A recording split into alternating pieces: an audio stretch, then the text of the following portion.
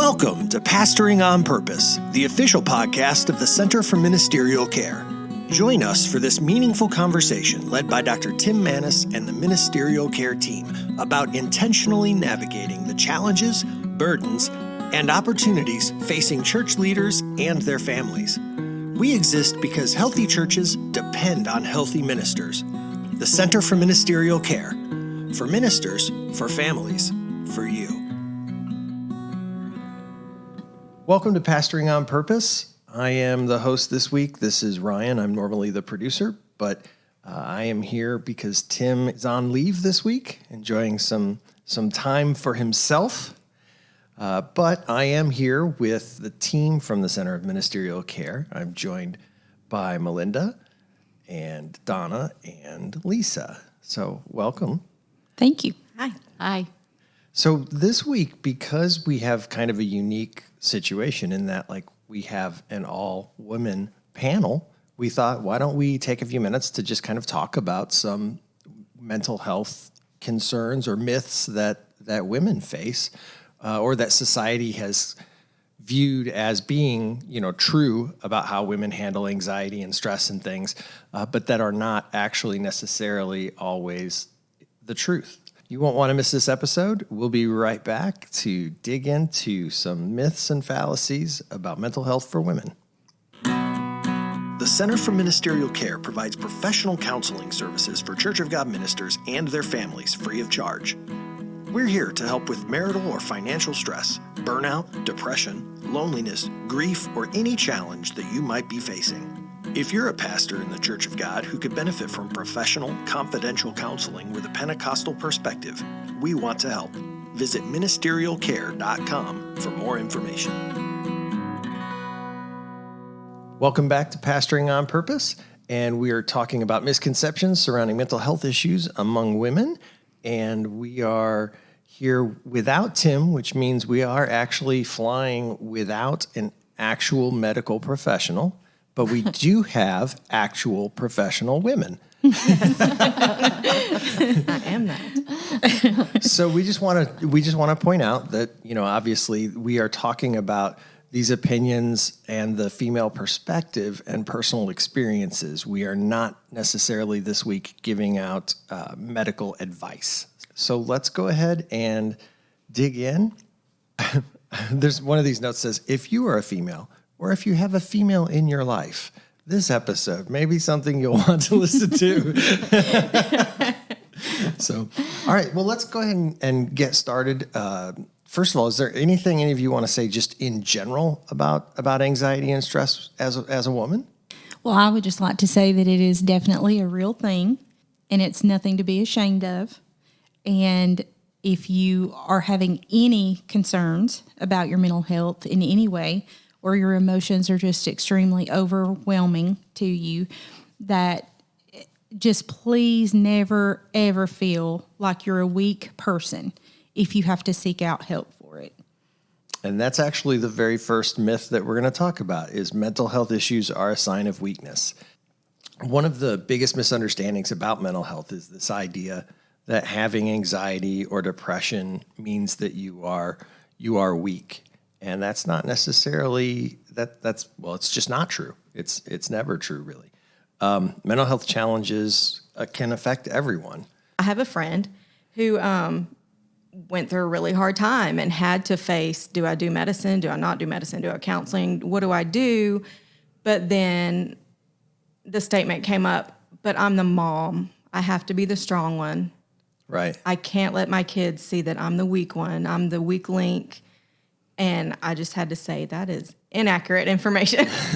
Until you get help, you're not going to, whether you're taking something, talking to somebody, whatever, if you're not getting help, you're not the strong one. You are being weak when you're not dealing with the issue at hand. Mm-hmm. And a lot of that, I think, comes from fear, just not knowing, what's next, or just being labeled in some manner. What are people going to think? Yeah. What is my family going to think about me? When in reality, if your family has good sense, they're going to be happy that you're realizing you have reached a point where you need help. Exactly. Just like if you have diabetes or a heart problem, you might can maintain for a while on your own, but then you reach a point where you need help. Yeah. Nobody blames you for needing to go to a doctor and getting medicine for any medical condition. Right. And we should also not feel badly towards someone who is seeing a need for help in mental health area. Exactly.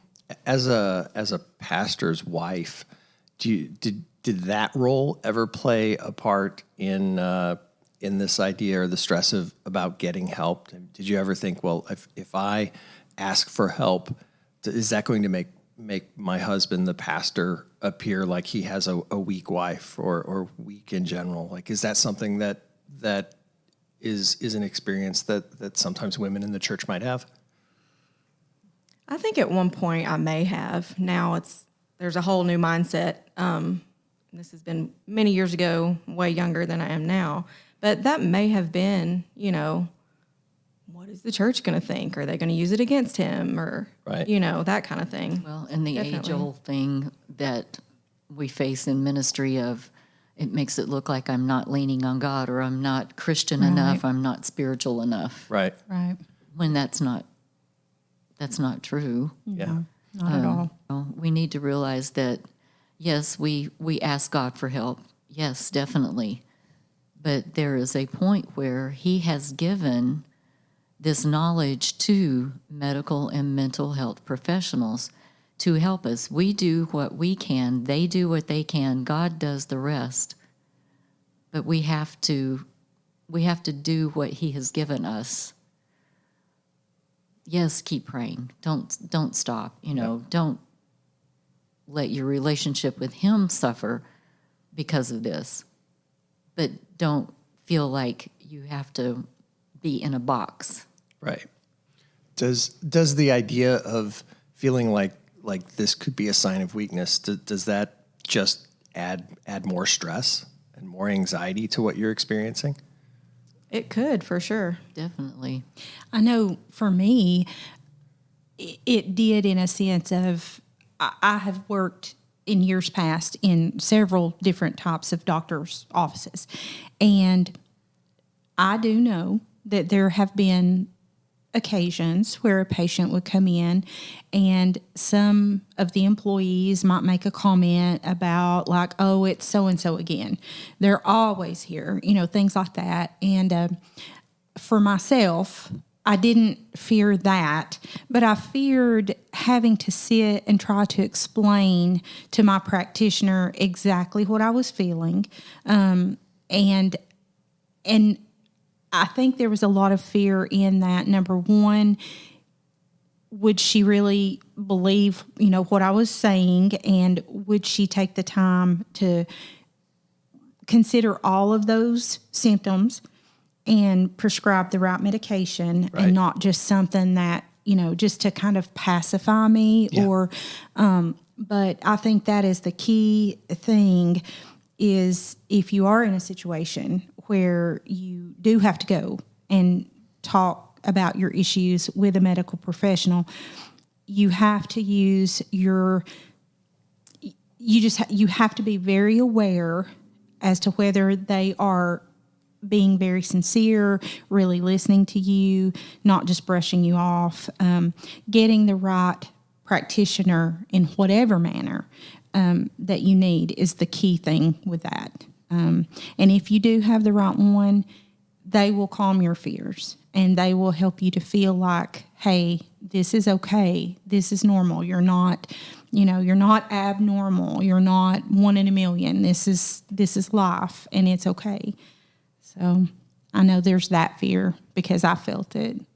You touched on something that I hear from my wife for all the time is that she, as a woman, has trouble getting doctors to hear her when she is telling problems. She always comes back from the doctor and will roll her eyes and be like, if one more doctor tells me my problem is that I'm 10 pounds overweight or 20 pounds or whatever it may be, like it's always something like that is the source of the problem. And that's something that typically, like as a man, I've never had a doctor tell me that. Right. And I do believe it happens a lot. Yeah. I truly do. And I've, again, on both sides of it, whether I was an employee at that office or whether I was a patient in an office. I've seen it on both sides. I've experienced it personally, and it's not a good feeling. It makes you not want to go. Right. And if that's the situation and you are having some issues and you feel like you need help with it, by all means, find another practitioner, because that is your right. And if you find the right one, they will stick with you and they will see you through it until you are past your issues and you are recovered from that problem. It doesn't have to be there forever. And if you get the right person, they'll see you through it. And that kind of thing just makes you not want to ask for help, too. Absolutely. Absolutely. It makes you feel like it's useless. Yes. Because you know you need help. You reach out for help and they tell you all you need to do is lose weight. Right. I mean, that is not the answer to all of women's problems. Exactly. Or lower your stress levels. You know, do something to lower your stress I'll get right on it. Let's see. Because any woman's stress was ever lowered by her husband saying, just don't stress. Just don't stress about it. Or any man saying, just don't stress. Exactly. Well, let's talk about another myth about mental health with women. This idea that like postpartum depression is just what they used to call the baby blues, right? Well, you're just sad because the baby's not in your belly anymore, you know. But they are different, aren't they? Yes, they're definitely different. Baby blues is definitely a thing. With one of my kids, I came home like 3 days after I got home. I saw a lady announcing a pregnancy on just a social media post or whatever, and I just busted out crying. This was 3 days after I had my child, and I knew it was my last child. Right. And that's probably a little bit of baby blues, Yeah. but it goes way beyond that. There's so many factors that can go into actual postpartum depression, and none of it looks the same ever, as even if you're the same person and it's not the same as the pregnancy before. Right. But person to person, it's definitely not the same. My youngest, again, I knew it was the last one I was going to have, and he was born with wimpy lungs, and he was in the NICU for 10 days. So added on to quote unquote normal postpartum, I also had the fear Right. of when I took him home, is he going to be healthy? Is he just going to stop breathing because his lungs? My mind knew, your mind knows that these things aren't logical, and the doctors have told you it's fine, but you're afraid. Right. So you have all the hormones, but then you have the fear, or you have like anxiety about there's just so many factors that can go into postpartum depression. And it's never the same amount of time. Like, I feel like when you just say baby blues, it's like you have a couple days when you're sad. Yeah. Postpartum, it can last years. Right. That's not very encouraging, but and the fact that you're not going crazy, it can be, you know. Again, I was so fearful, and in this depression with my youngest, we sat on the bed for 6 months. We didn't go out. Wow. I didn't hang out with my friends. I didn't want to share my baby. That was my baby. He was sick. He's fine here in my bed. Yeah. So for 6 months, we didn't. We ate on the bed. Everything on the bed, because we were safe right there on the bed. Now, was that postpartum depression, or was that the anxiety of him having been born with some difficulties?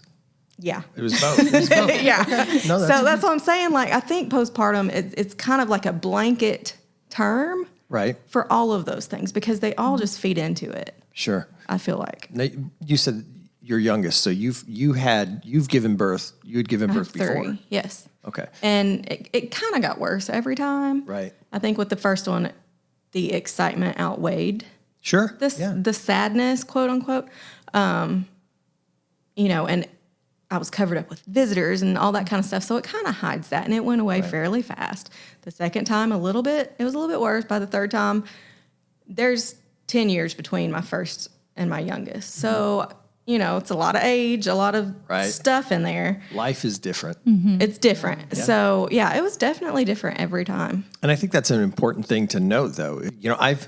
I know of people who were fine after their first child and then suffered postpartum depression for, 2 years after their second, and then their third was no problem. Yeah. Right? Like there is, I think when you're dealing with mental health, and hormones and the brain chemicals and all those things. Like we can't always just assume that, well, it was okay last time, it will be okay this time, or it was bad last time, so it'll be bad this time. And that's just not the case, especially with this. Yeah. Well, and two, you're talking also, you're throwing in a level of fatigue Right. as well. You have babies that don't sleep well. You like, for instance, when Melinda discussed that, she was worried about her baby's breathing. Right. So you're not going to rest well. You're going to sit right there. You're going to be tense.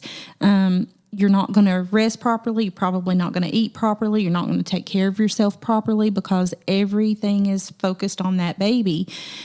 And again, if you have the wrong doctor through that, it's really bad because they can be very dismissive about issues because, they see how many babies born a day for how many years they've done this. Right. And they just think that, some of them think that, oh, it's just, all you're doing, you're having a baby. Women do this every day.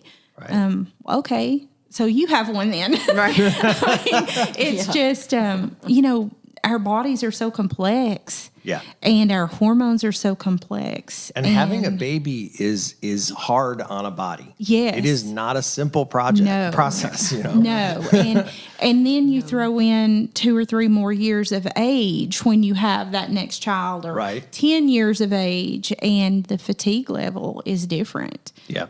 So there's just so many factors. So you can't just label it and stick everybody over here in one little box and think, oh, well, I've dealt with this. I know how to handle this. Here, let me give you this or let me give you that. When, each person is so uniquely made Yeah. by the hands of God. So you can't just label it and go on. Yeah. Donna, what was your experience like having your child? I didn't have baby blues or postpartum depression. Really?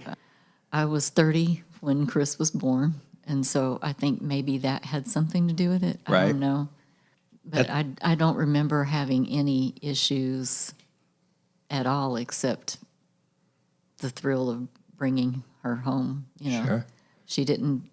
We were fortunate. She didn't have any medical issues when she was born, or she had a head full of hair. One of the miniatures that it looked like I'd put a wig on her head. So we were fortunate. And it was just, it wasn't a huge deal. Yeah. My huge deal was it took me 2 weeks to be able to get out of the house. Sure. Because she was 9'3". So, but other than that, it was fine. Yeah. My wife still from time to time will get the baby blues. I mean, and it's my kid's 15. She'll be 16 next month. And just every once in a while, she'll be around a newborn baby and she's just like, I have to go hold that baby because I have to smell it. Right. And Yes. and as a guy, I'm like, do babies smell? Yes, Absolutely. And apparently, Absolutely. It's yeah, right here on the top of their head. that's what my wife said too. Yes. Apparently there is just something, and It's a new baby smell. there's a new baby smell, and she Like a sometimes new car smell. yeah, and she just gets that little baby blues bug, like, oh, I missed that. Right. See, I'm at the age now where I want to hold them because, it's like grandkids. Right, you're like, I want to hold I it don't want because I my know own. it'll go away when I'm done. Yes. I do not want any more children. Sure, but what a blessing they are, though, when you're ready for them. Yes. True. Yes. One more thing I would like to bring out is that even once you're past postpartum, it kind of changes the whole chemistry of your brain forever. That's not always a bad thing, but Like in what way? this makes me sound like a horrible wife, so forgive me for a minute, but like I lost I didn't want to clean, I didn't want to cook, I didn't want to take care of things. I just got, and maybe it's more of a habit because I just wanted the baby for so long and Right. sat with the baby for so much. But for years, and it was more than I don't want to. It's like I don't feel like I can. Like I don't feel like I can do what I need to do.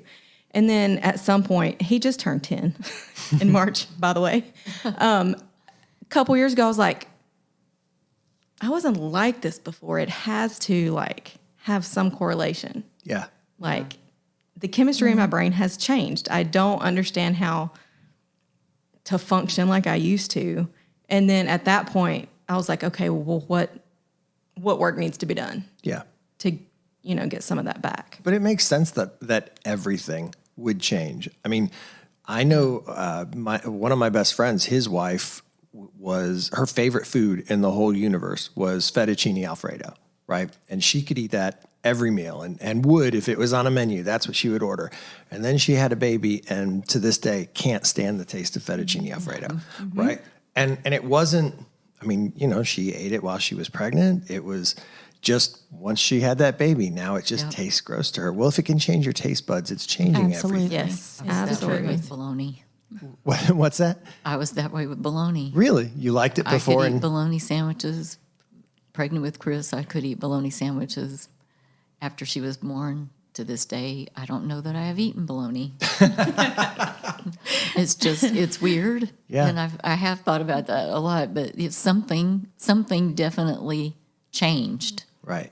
It does, and then you can throw in something different, like, and this may also be too much information, but I actually had a miscarriage with my first pregnancy, Okay. and I cannot explain to you, of course, the emotional sadness and just, oh my goodness, because we planned for that baby. We wanted that baby. We were trying to pick out names and everything.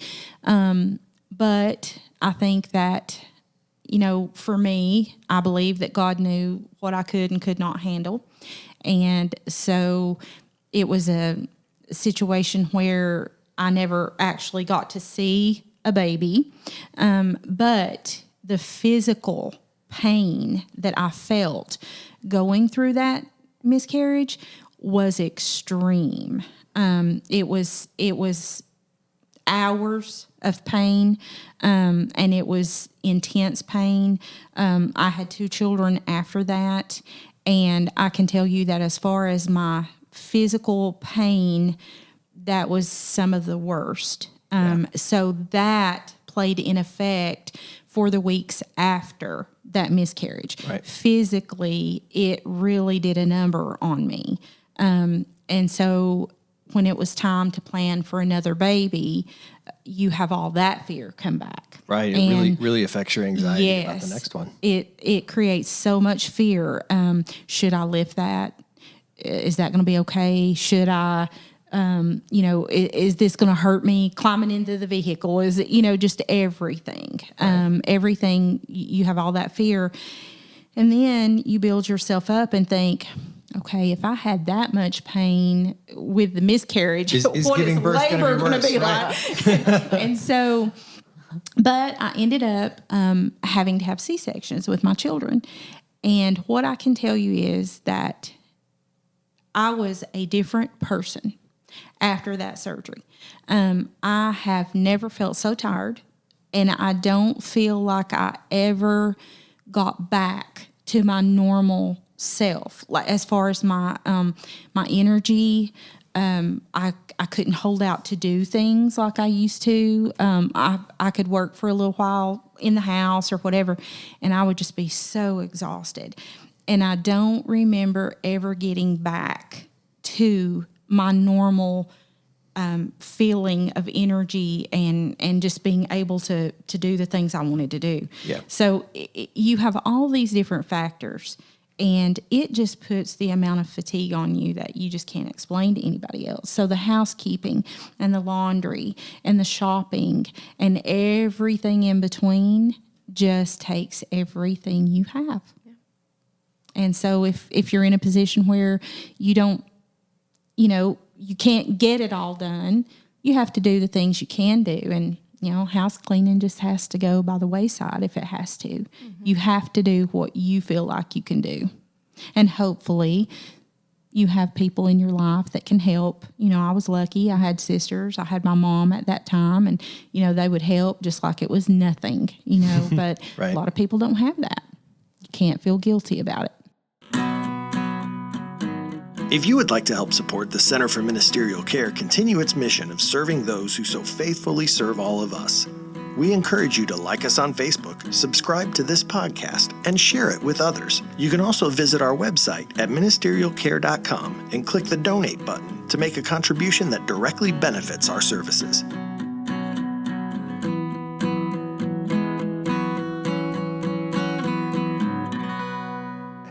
Well, let's go ahead and talk about the next myth about mental health issues amongst women, and which is the idea that women can just sort of snap out of it or be positive. We kind of touched on this just for a minute when we were talking about seeing inattentive doctors a few minutes ago, but it's not that simple, right? You can't just snap out of it or be the mom and be strong and get over it.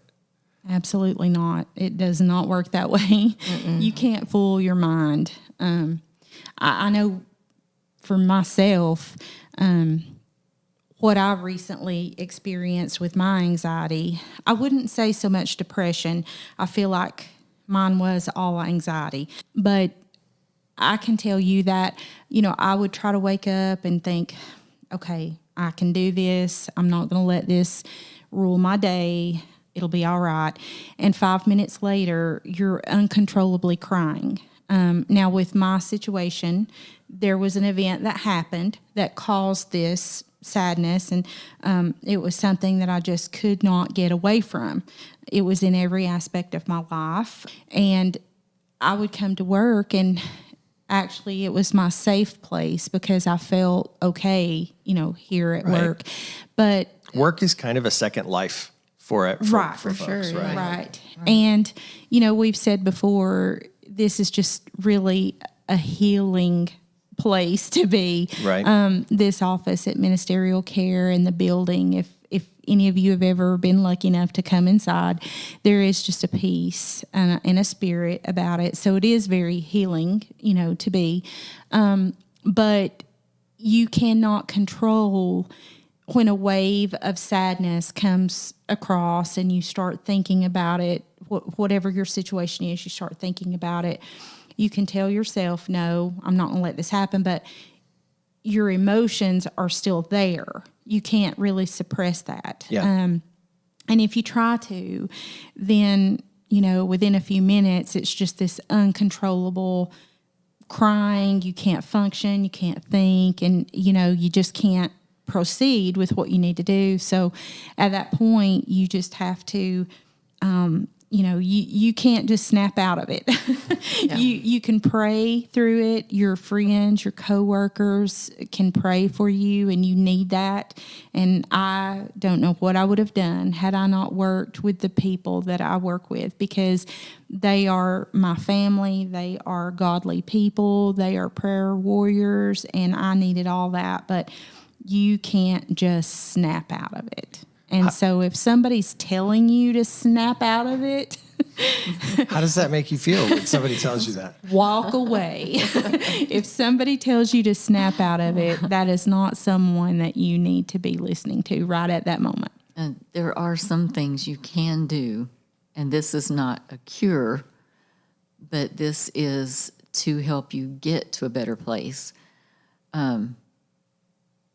Sometimes when you're going through a struggle, the thing we tend to focus on what the issue is. And the more we focus on it, the bigger it gets. And then we focus more and it gets bigger. And before you know it, you've got Mount Everest staring at you when really it should just be like a little hill out here somewhere. Yeah. So as Christians and as people of God, if we will turn our attention to the Lord, think about the times where he has brought answers to your prayers. Think about the times he has come through for you. He's provided for you. He has been there for you. And to focus on that and praise him for that, and to ask for his help to get through this, and to put your focus on him.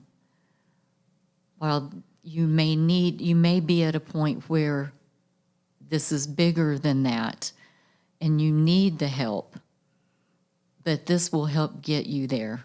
Because anytime, whether it's something that needs medication or not, we can't just sit and focus on the bad things. And that's what we tried to do here with Lisa when she was going through that issue in her life, was try to help her focus on something else while Yeah. she was with us at work, and try to help her not let that be the only thing she thought about all day long. And that's a huge thing. My wife, I keep talking about my wife, but that's She's as a close. woman. It's as close. She's a woman. It's as close as I can get to relating to You have a woman woman's in your problem, life. right? That's right. But she went through this exact thing. She was a stay-at-home mom, and particularly during COVID, because that's Right. and during those times, like because she was a stay-at-home mom, she was going through some depression, and that kind of just made it worse because Right. you sit around, you have nothing else to think about except how sad I am, How how trapped depressed you I are. am. Right, Yeah. exactly.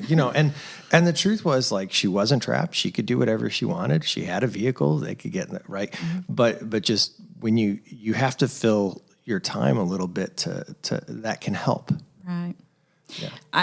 I want to say too that not only just having people to support you, but having people who don't make you feel guilty, or I know in some jobs in the past that I've had, I mean, not that I didn't work with wonderful people, but Right. but there have been places where I was employed in the past that there wouldn't be time for you to have a meltdown Right. or a good cry, and so you might have just a second and then you had to be over it. So I'm so thankful that I was in a position where I was in a safe place where I was not treated that way, and I had people that cared enough about me and knew the situation enough to know that it wasn't just me being dramatic or me just being too feminine or hormones or any of those mythical things, but people who actually can support you and give you a kind word when you're at what you feel is the lowest point in your life. Now, in reality, it probably isn't or won't be the lowest point in my life. But at that time, when you feel it, you need to be around people who will support you. And that is the thing. God did not create us to be on an island. Right. I mean, he created Adam and right away Acknowledged. acknowledged, yes, that the animals and all the critters were not enough. And he created Eve. He did not intend for us to be alone. Right. He intended for us to have a relationship with each other and with him. That was Right. the garden. That's how it was. Adam, Eve, God, they were together. And so you need people in your life. When you're going through hard times, you need people who will be supportive, who understand. And if you don't want to tell them all the gory details, you don't have to. If you are pastor's wife at a church and you're having a struggle, I told somebody this sometime in the last 6 months or so, they had called for help. And I said, they were thinking that when they were asked how they were doing, they had to say they were fine. And I said, well, here's a thought. You don't feel fine, so it's okay. You don't have to tell them why you're not fine. You can just tell them, well, today I'm not really feeling my best, or I'm having a little struggle and I don't wish to share, but if you would just pray for me, that would be wonderful. Yeah. And so there are ways to have people's support without having to share every minute detail of your life if that's not what you want to do. Right. You do need to have friends and people like we were with Lisa. We knew what she was going through. We knew all of the details. And it was okay because what's spoken here stays here. Right. Absolutely. Yeah. So she felt comfortable being able to share all the gory details. And we were comfortable hearing because we love her. Yeah. And she's one of us. She had that support.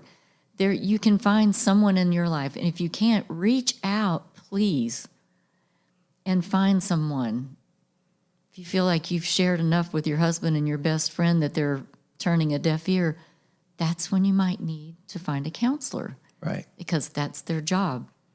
they don't mind hearing it every time you have a session together. They listen, they can help.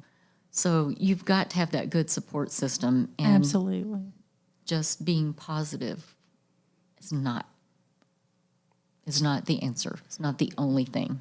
I think another important piece of having a good support system is it helps you identify when the problem is more Yes. is greater than just I'm sad. Right. Right. Like Right. because there are some, depression, anxiety, all of these things can also be the result of actual biological illness. Exactly. Like you could have a hormonal imbalance that actually needs treated, or a brain chemical, misfiring that Exactly. actually needs medicine. Like these are things, and sometimes we don't see that in ourselves even. Right. And if you have a friend or a support person that you share this with, whether it's, again, like you said, a friend, your spouse, or your doctor or a counselor, sometimes you just need someone to go, okay, you don't sound like you're just depressed. That actually sounds like you might need a physician. Right.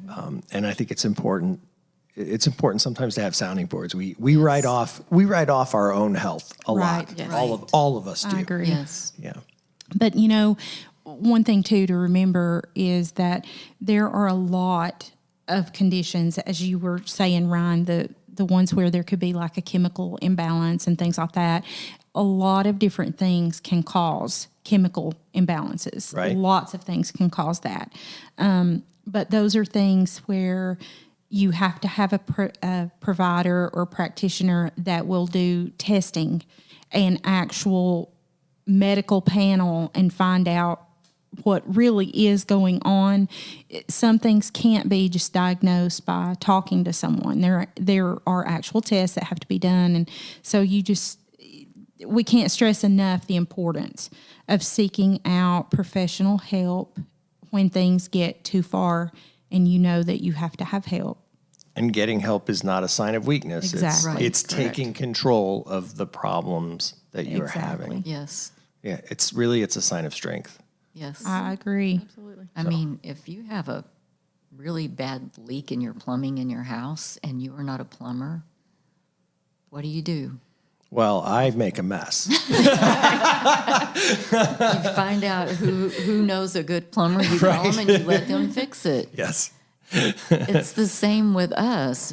If we have something going on in our life that is beyond us, and we share it with someone and they see that it is something beyond a normal day or two, or maybe even a week, or as long as the circumstance that's there is going on, it needs more help than that, then they can help us see. Yeah. Because, like you said, we don't always see it in ourselves. And I think it is exactly like fixing a broken pipe.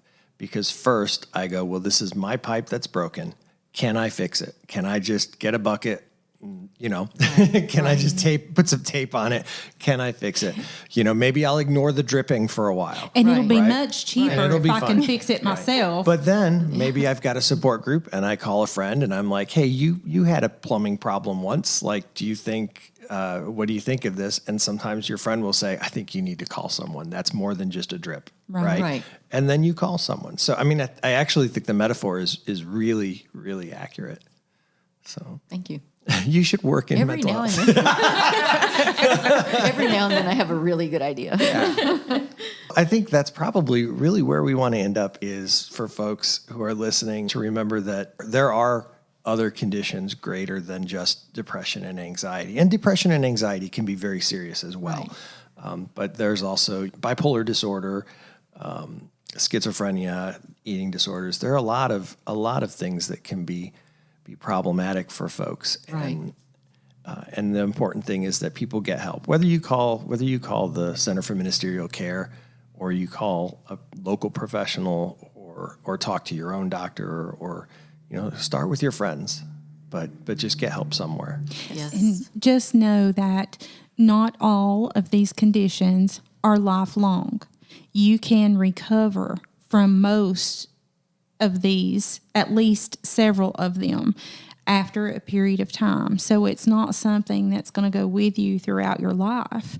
It may be brought on by something that, once you're through that or over that, you may be perfectly fine. So don't be afraid to seek out help because you're scared to be labeled with that, something that you feel like is going to go with you the rest of your life. Right. There are a lot of these things that you can recover fully from.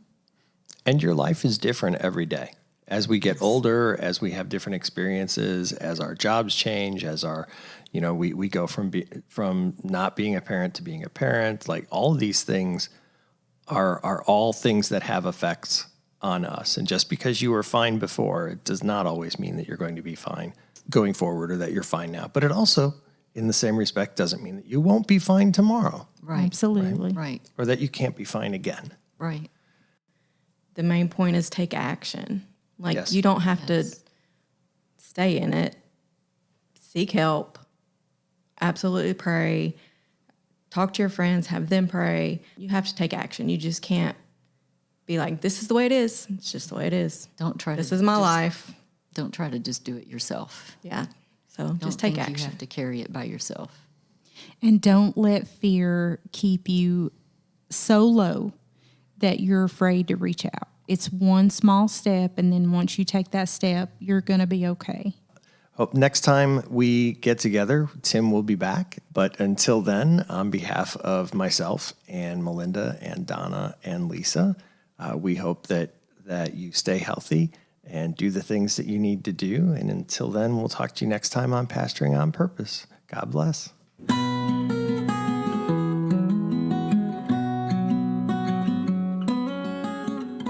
You've been listening to Pastoring on Purpose, the official podcast of the Center for Ministerial Care. Join us next time as we continue our purposeful progress to becoming better pastors and better people.